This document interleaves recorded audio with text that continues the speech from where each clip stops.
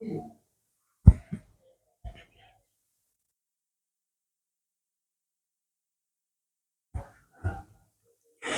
साथियों, मैं दिव्य ज्योति आप सभी लोगों का संस्कृति क्लासेस में स्वागत करता हूं। आप इस वीडियो लेक्चर में हम लोग क्लास 10th इकोनॉमिक्स का चैप्टर 2 का जो है आपका जो प्रीवियस ईयर क्वेश्चन पेपर देखेंगे। आपका जो है यानी प्रीवियस ईयर में जितने भी ऑब्जेक्टिव प्रश्न पूछे गए उन सभी का यहाँ पे हम लोग जो है सॉल्यूशन देखेंगे आपका जो है, ठीक ना। और एक चीज इसमें यहाँ पे ईयर कर दिया गया है कि डेट में ईयर मेंशन नहीं किया गया आपका जो है, मतलब कौन से प्रश्न जो आपका किस ईयर में पूछे गए आपका ये नहीं मेंशन किया गया आपका।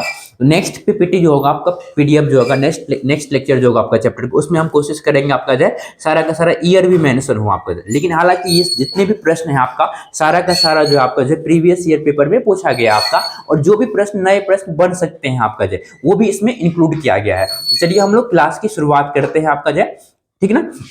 और एक इंफॉर्मेशन की पहले वाला लेक्चर यानी चैप्टर फर्स्ट का जो आप ऑब्जेक्टिव जो आपका प्लेलिस्ट में डाला गया है आपका है, वो जाकर के आप चेकआउट कर सकते हैं, देख सकते हैं आपका, ठीक ना। चलिए शुरुआत करते हैं। देखिए आपका क्वेश्चन पे आते हैं।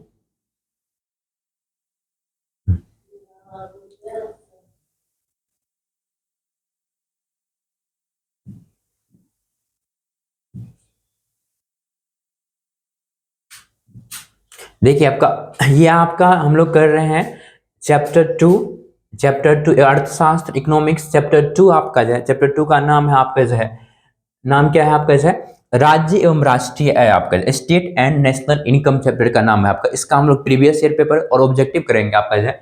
चलिए हम लोग आगे बढ़ते हैं। देखिए क्वेश्चन नंबर आप फर्स्ट पे आएंगे तो क्या कह रहा है आपका, देखिए निम्नलिखित में से कौन से तत्व जो है आपका जो हमारे रहन सहन के स्तर को प्रभावित करता है आपका जो। और आपको आपकी जानकारी के लिए मैं बता दूं कि ये प्रश्न आपका 2021 में पूछा गया है। कब आपका जो है, यहाँ पे ईयर मेंशन नहीं किया गया बच्चों आपका जो है, थोड़ा टाइपिंग करने वाले जो मिस्टेक कर देते हैं आपका, उसको ईयर लिख करके भेजे थे आपका, लेकिन वो जो है आपके इसमें ऐड नहीं किया आपका जो। देखिए अगर निम्नलिखित में से कौन से तत्व हमारे रहन सहन को आपका जो है, लिविंग स्टैंडर्ड को जो आपका जो है प्रभावित करते हैं आपका जो, क्या कर ऑप्शन में देखिए क्या कर, राजकीय आय, राष्ट्रीय आय, प्रति व्यक्ति आय, इनमें से कोई नहीं आपका जो। तो किससे जानकारी मिलेगी किसी व्यक्ति के रहन सहन के बारे में आपका जो, बताइए आप लोग जो है। तो इसमें जानकारी हमें मिलेगी आपका जो प्रति व्यक्ति आय से, किससे मिलेगी आपको जो है, प्रति व्यक्ति आय, पर कैपिटा इनकम। यदि प्रति व्यक्ति आय जो है आपका में वृद्धि होगी आपका, तो लोगों के जीवन स्तर में भी क्या होगा आपका जो, वृद्धि होगी आपका जो।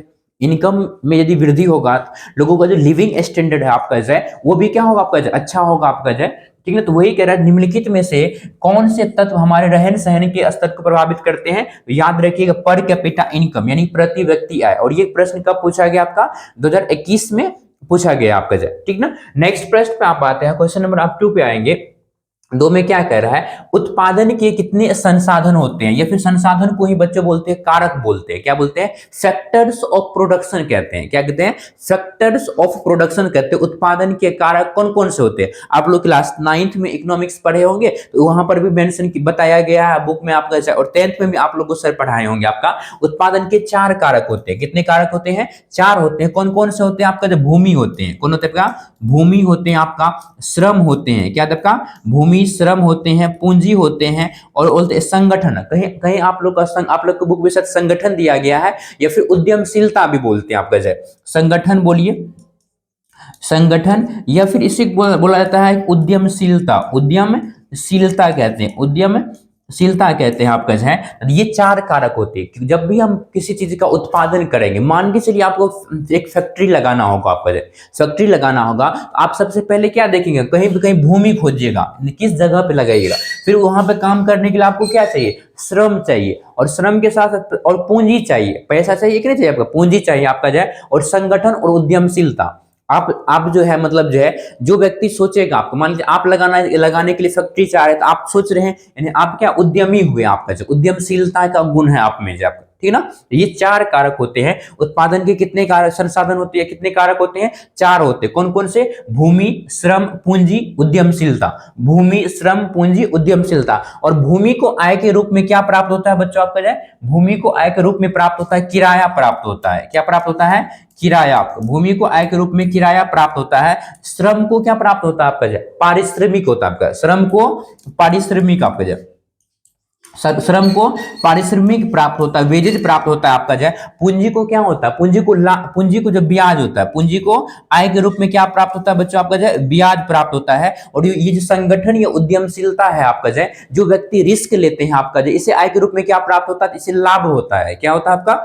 लाभ होता है आपका। इसे क्या होता है बच्चों, आपका लाभ होता है, आपका लाभ। तो याद रखिएगा आपका जो है, उत्पादन के कितने संसाधन होते हैं, 4 होते हैं आपका, भूमि, श्रम, पूंजी, उद्यमशीलता या फिर संगठन बोलते हैं। भूमि को आय के रूप में क्या प्राप्त होता है, किराया प्राप्त होता है, श्रम को पारिश्रमिक, पूंजी को ब्याज और संगठन को लाभ प्राप्त होता है बच्चों आपका, ठीक ना। नेक्स्ट प्रश्न पे आते हैं, आपका जो क्वेश्चन नंबर आप 3 पे आएंगे। तो क्या कह रहा है, उत्पादन के कारक भूमि को आय के रूप में होगा। देखिए यहाँ पे आय होना चाहिए, आय के रूप में, भूमि को आय के रूप में क्या प्राप्त होता है, उत्पादन के साधन जो भूमि है, भूमि को आय के रूप में क्या प्राप्त होता है, अभी जस्ट बताया था, भूमि को आय के रूप में क्या प्राप्त होता है बच्चों, आपका जो किराया। क्या प्राप्त होता है, भूमि को आय के रूप में प्राप्त होता है आपका किराया प्राप्त होता है। तो ऑप्शन नंबर ए सही होगा आपका, क्वेश्चन नंबर 3 का आपका जो, ठीक ना। नेक्स्ट प्रश्न पे आप आएंगे, आपका जो 4 पे आप आएंगे। क्या करें, श्रम को आय के रूप में, आय यहाँ पे आय कर लीजिए आपका, श्रम को आय के रूप में क्या प्राप्त होता है,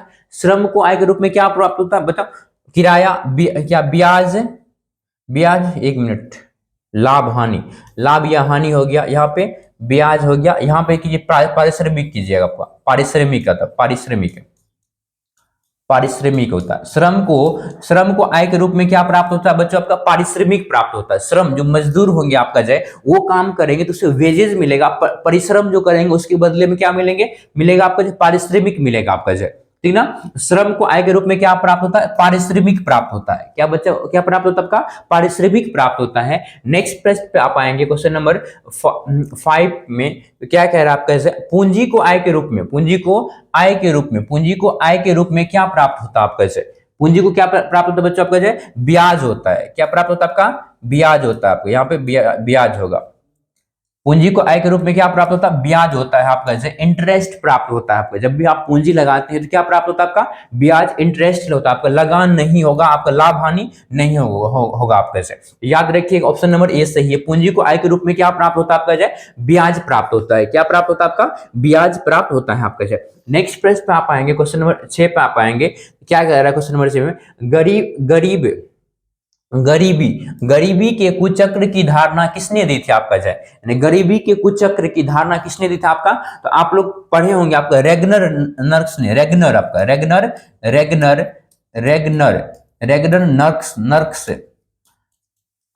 नर्क्स ने दिया था। किसने दिया था आपका, रेगनर नर्क्स ने दिया था। याद रखिएगा आपको, रेगनर नर्क्स किसने दिया था, रेगनर नर्क्स ने दिया था आपका। गरीबी के कुचक्र की धारणा किसने दिया था, रेगनर नर्क्स ने दिया था आपका, ठीक ना। नेक्स्ट प्रश्न पे आप आएंगे, आपका क्वेश्चन नंबर 7 पे आप आएंगे। क्या कर रहा है, भारत की राष्ट्रीय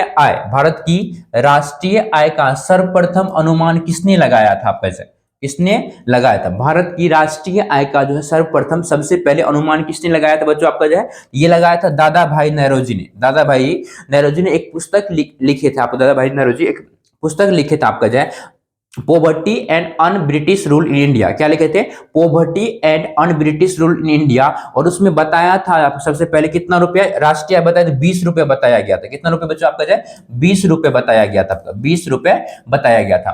प्रश्न है आपका, भारत की राष्ट्रीय आय का सर्वप्रथम अनुमान किसने लगाया था, दादा भाई नौरोजी ने लगाया, लगाया था। देखिए ये प्रश्न कब पूछा गया आपका, जो ये प्रश्न पूछा गया है आपका, जो है 2021 में और 2022 में आपका, 2021 में और 2022 में आपका। ये 7 का जो प्रश्न है ये पूछा गया 2021 में और 22 में प्रश्न ये पूछा गया आपका, जो पैसे याद रखिएगा। तो भारत की राष्ट्रीय आय का सर्वप्रथम अनुमान किसने लगाया था आपका, जो है दादा भाई नौरोजी लगाए थे आपका। कितना रुपए बताया था आपका, 20 रुपए बताया था आपका, ठीक है ना।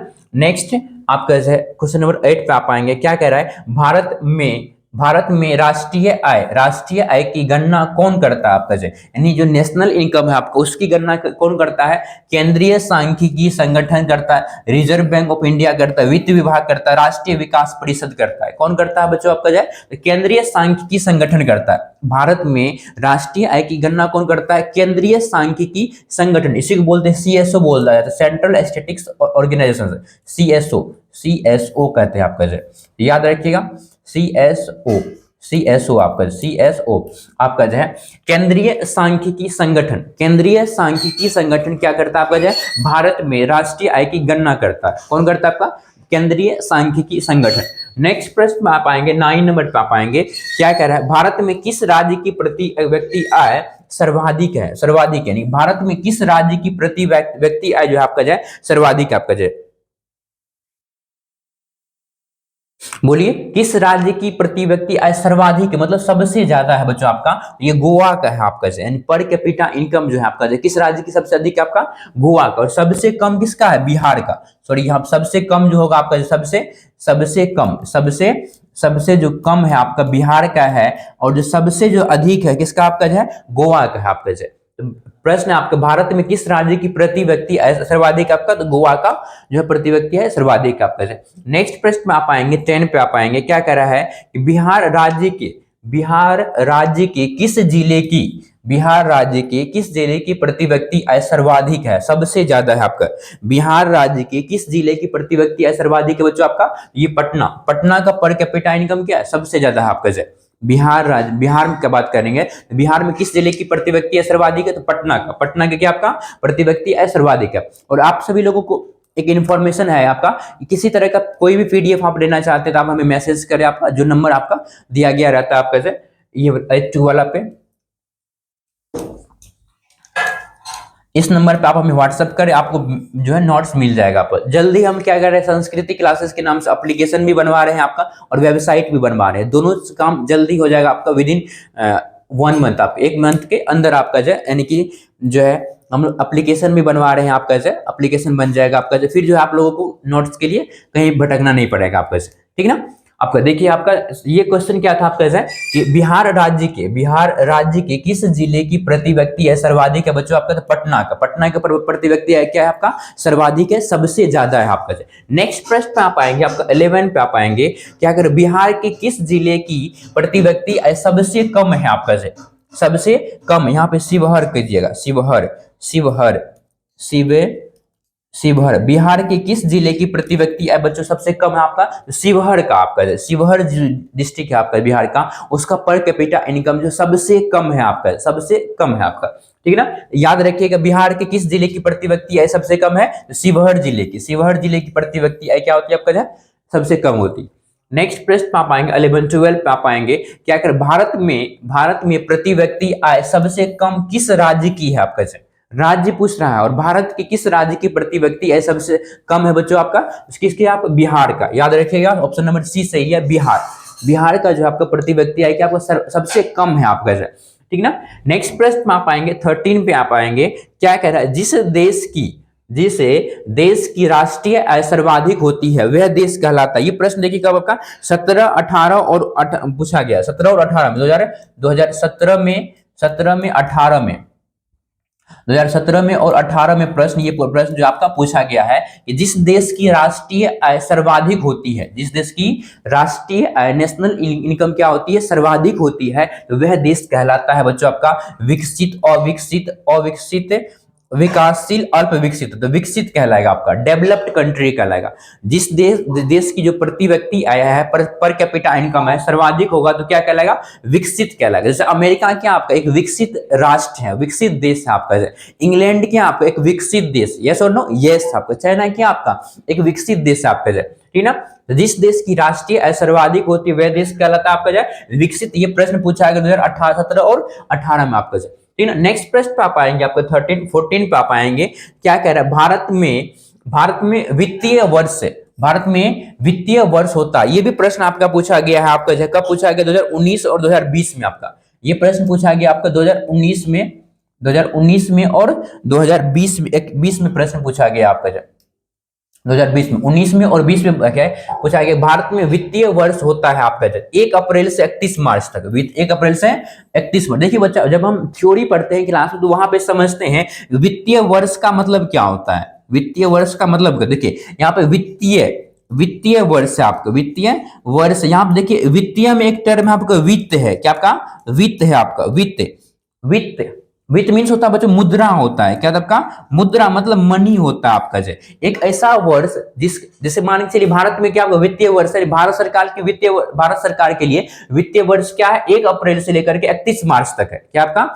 1 अप्रैल से लेकर के भारत में जो वित्तीय वर्ष शुरू होता है 1 अप्रैल से 31 मार्च तक। इसका मीनिंग हुआ भारत सरकार का, किसका आपका जो भारत सरकार जो है आपका जो सरकार का जितना खर्च होगा, यानी कि जितना भी क्या होगा आपका आय होगा, ये बोलिए आय होगा, आपका आय होगा, कहां कहां से इनकम आएगा, भारत सरकार को कहां कहां से इनकम आएगा और कहां कहां व्यय होगा, कहां कहां व्यय होगा आपका इसकी जो गणना होगा कब से शुरू होगा? 1 वर्ष में 1 अप्रैल से 31 मार्च के बीच में आपका 1 वर्ष का मतलब जो गणना होगा आपका, यानी आय और व्यय का लेखा जोखा आपका। जैसे आप लोग सुनते होंगे बजट, आपका बजट प्रस्तुत किया जाता है 1 वर्ष के लिए, आपका 1 वर्ष का आपका, ठीक ना? तो याद रखेंगे, ज्यादा कुछ नहीं याद रखेंगे, याद रखेंगे भारत में वित्तीय वर्ष कब होता है? 1 अप्रैल से 31 मार्च तक आपका, 1 अप्रैल से 31 मार्च तक शुरू होता है आपका। नेक्स्ट आप प्रश्न पे आप आएंगे 15 पे आप आएंगे, क्या कह रहा है? केंद्रीय होगा यहाँ पे, केंद्रीय आपका केंद्रीय होगा बच्चों आपका। केंद्रीय सांख्यिकी संगठन की स्थापना कब हुई थी आपका यानी केंद्रीय सांख्यिकी संगठन जो क्या करता है भारत में? राष्ट्रीय आय का पता लगाता है, आकलन करता है आपका केंद्रीय सांख्यिकी संगठन, सेंट्रल स्टैटिस्टिक्स ऑर्गेनाइजेशन आपका सीएसओ, इसी को क्या बोलते हैं बच्चों? आपका सीएसओ कहते हैं। क्या कहते हैं? आपका सीएसओ कहते हैं। सीएसओ जो है भारत में राष्ट्रीय आय का आकलन करता है, आपका पता लगाता है आपका इसकी स्थापना कब हुई थी? 1954 में, 1954 में हुई थी। कब हुई थी बच्चा आपका? ये भी प्रश्न आपका देखिए पूछा गया 2022 में, प्रश्न पूछा गया, ये प्रश्न पूछा गया आपका 2022 में, प्रश्न पूछा गया आपका कि केंद्रीय सांख्यिकी संगठन, केंद्रीय सांख्यिकी संगठन सेंट्रल स्टैटिस्टिक्स ऑर्गेनाइजेशन की स्थापना कब हुई था आपका 1954 में, 1954 में, 1954 में। नेक्स्ट प्रश्न पे आप आएंगे, क्वेश्चन नंबर 16 पे आप आएंगे, तो क्या कह रहा है 16 में? देखिए सन 2008-9 के अनुसार, ये भी प्रश्न आपका पूछा गया। कब पूछा गया आपका पूछा गया, ये आपको 2014 में प्रश्न पूछा गया बच्चों आपका। कब पूछा गया आपका 2014 में। एक मिनट भाई चल कह रहा है,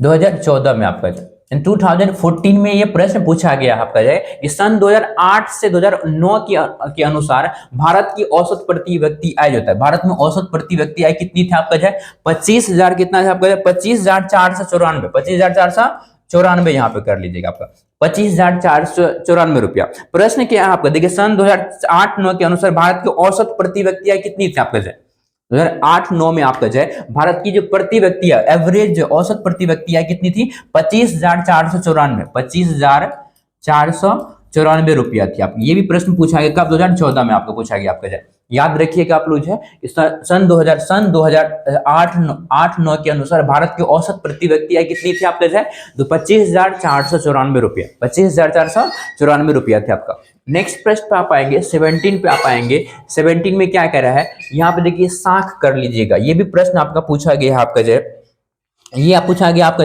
साख होगा। यहाँ पे क्या होगा? साख है बच्चों, क्या होगा आपका? साख होगा आपका। साख का आधार क्या है आपका ये प्रश्न देखिए आपका कब पूछा गया आपका आपका 2022 में पूछा गया है आपका 2022 में ये प्रश्न पूछा गया है। साख का आधार क्या है आपका साख को बोलते क्रेडिट बोलते। मान के चलिए आप बाजार में गए, आपका नहीं बोलते आपका क्रेडिट अच्छा है, आप गए किसी से रुपया मांगते हैं, बाजार में आपको मार्केट में रुपया मिल जाता है, इसका आधार क्या होता है बच्चों? आपका साख है, मतलब उधार लेने की क्षमता बोलते हैं आपका कोई आपको उधार क्यों देगा? यदि आप विश्वास बनाए रखिएगा। साख का मुख्य आधार क्या होता है बच्चों? आपका विश्वास होता है। ये प्रश्न पूछा गया 2022 में, याद रखिएगा। साख का मुख्य आधार क्या होता है बच्चों? आपका विश्वास होता है। आप पे जितना व्यक्ति को ट्रस्ट होगा, विश्वास होगा, आपका साख उतना ही अच्छा होगा। आपका क्रेडिट क्या होगा? उतना ही अच्छा होगा। याद रखिएगा साख का मुख्य आधार क्या होता है? आपका विश्वास होता है आपका।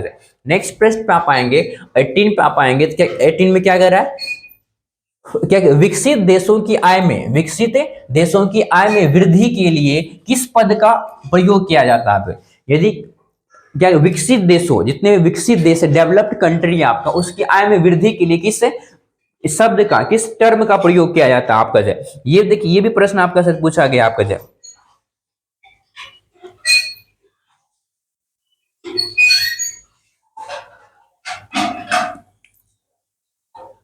हाँ देखिए ये आपका 2022 में प्रश्न पूछा गया। कब पूछा गया आपका? 2022 में प्रश्न पूछा गया है विकसित देशों की आय में वृद्धि के लिए। तब आपका विकसित देशों की आय में वृद्धि के लिए किस पद का यूज किया जाता है? तो आर्थिक वृद्धि होगा बच्चों आपका। किस शब्द का यूज किया जाता है? आपका आर्थिक वृद्धि शब्द का प्रयोग किया जाता है, इकोनॉमिक ग्रोथ शब्द का प्रयोग किया जाता है। विकसित देशों की आय में वृद्धि के लिए किस पद का प्रयोग किया जाता है? आर्थिक वृद्धि शब्द का प्रयोग किया जाता है। यानी कि ऐसा बोलते हैं जो विकसित देश होगा उसको बोलेंगे आर्थिक वृद्धि कर रहा है, आर्थिक वृद्धि कर रहा है, क्योंकि वहां का इनकम क्या हो रहा है? इनकम क्या हो रहा है? ज्यादा हो रहा है, आपका बढ़ रहा है आपको, इसलिए उसे क्या बोलेंगे? उसे बोलेंगे आर्थिक वृद्धि बोलेंगे बच्चों। क्या बोलेंगे? आपका आर्थिक वृद्धि बोलेंगे, इकोनॉमिक ग्रोथ बोलेंगे आपका ऐसा। ठीक है, 19 पे आप आएंगे, आपका क्वेश्चन नंबर 19 पे क्या कह रहा है? राष्ट्रीय आय की गणना में किस वस्तु के मूल्य को शामिल किया जाता है? ये प्रश्न पूछा नहीं गया, हम ऐड किए थे आपका।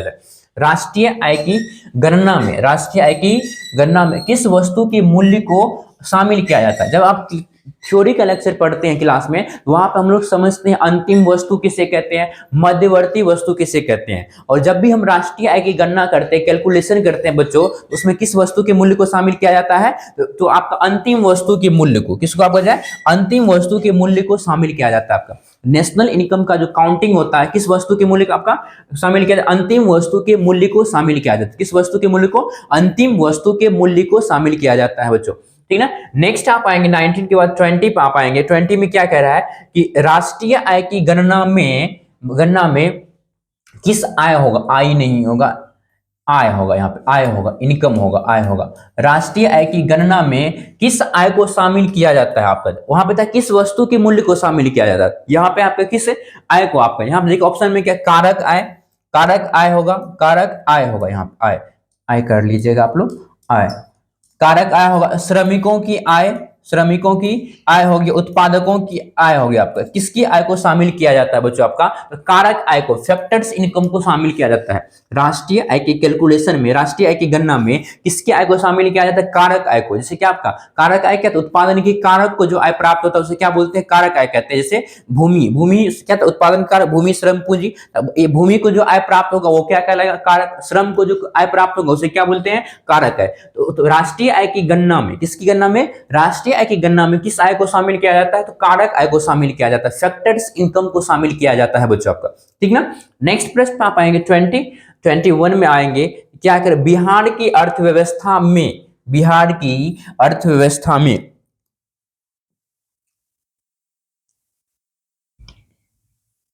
एक मिनट रुकिए।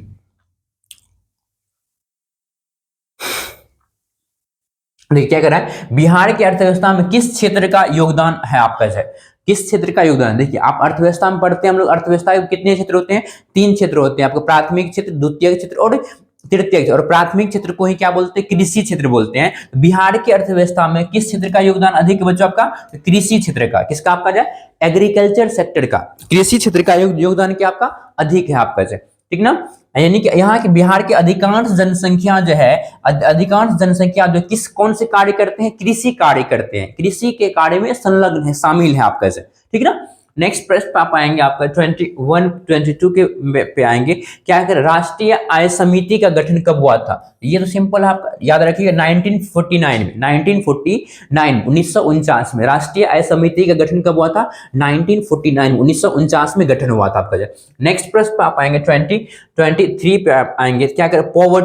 Poverty and un British rule in India, poverty and un British rule in, and un होगा, यहाँ पे अन होना चाहिए, un British rule in India के लेखक कौन थे आपका? जाए बताइए आपका poverty and un British rule in India के लेखक कौन है बच्चों आपका? जाए ये आपका दादा भाई नेहरूजी है। कौन आपका? जाए दादा भाई नेहरूजी। पॉवर्टी मीन्स क्या होता है? गरीबी। अन British rule in India, poverty and un British rule in India के लेखक कौन थे? दादा भाई नेहरूजी। कौन था आपका? दादा भाई नेहरूजी थे आपका। नेक्स्ट आप 24 पे आप आएंगे। 24 में क्या करा है? प्रत्यक्ष कर, प्रत्यक्ष कर को बोलते हैं डायरेक्ट। एक दो तरह के कर टैक्स लगाया जाता है सरकार के द्वारा। एक प्रत्यक्ष कर होता है जिसको बोलते हैं डायरेक्ट टैक्स बोलते हैं। क्या बोलते हैं? एक होता है इनडायरेक्ट टैक्स, इनडायरेक्ट टैक्स होता है। एक डायरेक्ट टैक्स, एक इनडायरेक्ट टैक्स होता है बच्चों आपका। डायरेक्ट टैक्स के अंतर्गत, प्रत्यक्ष कर के अंतर्गत कौन शामिल होता है? आपका आयकर होता है, इनकम टैक्स जो होता है। हमारे इनकम पे जो टैक्स लगता है उसे क्या बोलते हैं? आयकर बोलते हैं। ये आपका डायरेक्ट कर के अंतर्गत, यानी प्रत्यक्ष कर के अंतर्गत शामिल होता है आपका। ठीक है ना। 24। उसके बाद आप क्वेश्चन नंबर 25 पे आप आएंगे। 25 में क्या कह रहा है कि दादा भाई नौरोजी ने अपनी पुस्तक poverty and un British rule in India में कितने रुपए प्रति व्यक्ति आय का अनुमान लगाया था? आपका कितने रुपए प्रति व्यक्ति आय का अनुमान लगाया था? दादा भाई नौरोजी ने अपनी पुस्तक जो है poverty and un British rule in India, अपनी उसकी पुस्तक है आपका जो है अन ब्रिटिश रूल इन इंडिया में आपके कितने रुपए प्रति व्यक्ति आय का अनुमान लगाया था बच्चों? आपका तो 20 रुपए। आपका कितने रुपए लगाया था? आपका जो है 20 रुपए पर कैपिटा इनकम का अनुमान लगाया था आपका जो, ठीक है ना। नेक्स्ट आप 26 पे आप आएंगे। आपका जो है 26 में देखिए यहाँ पे कुछ फुल फॉर्म दिया गया जो कि पूछ लिया जाता है बार, इसलिए हम इसको क्वेश्चन के रूप में नहीं डाल करके एक जगह पे आप लोग को लिख दिया। आपका जो है पूछ लिया जाता है कि जीडीपी का फुल फॉर्म क्या होता है, तो याद रखिएगा जीडीपी का फुल फॉर्म क्या होता है? Gross domestic product. Gross domestic product होता है, सकल घरेलू उत्पाद कहते हैं। क्या कहते हैं आपका? सकल घरेलू उत्पाद कहते हैं आपका जो है। फिर जीएनपी का फुल फॉर्म क्या होता है? देखिए जी से क्या हो गया? ग्रॉस, पी से क्या है? प्रोडक्ट, डी देखिए डी की जगह पर क्या हो गया? एन हो गया, यहाँ पे क्या? नेशनल हो गया। क्या आपका? ग्रॉस नेशनल प्रोडक्ट हो गया आपका जो। फिर एनडीपी का फुल फॉर्म क्या होता है? Net domestic product, net domestic product. और एनएनपी क्या था आपका? नेट नेशनल प्रोडक्ट होता है।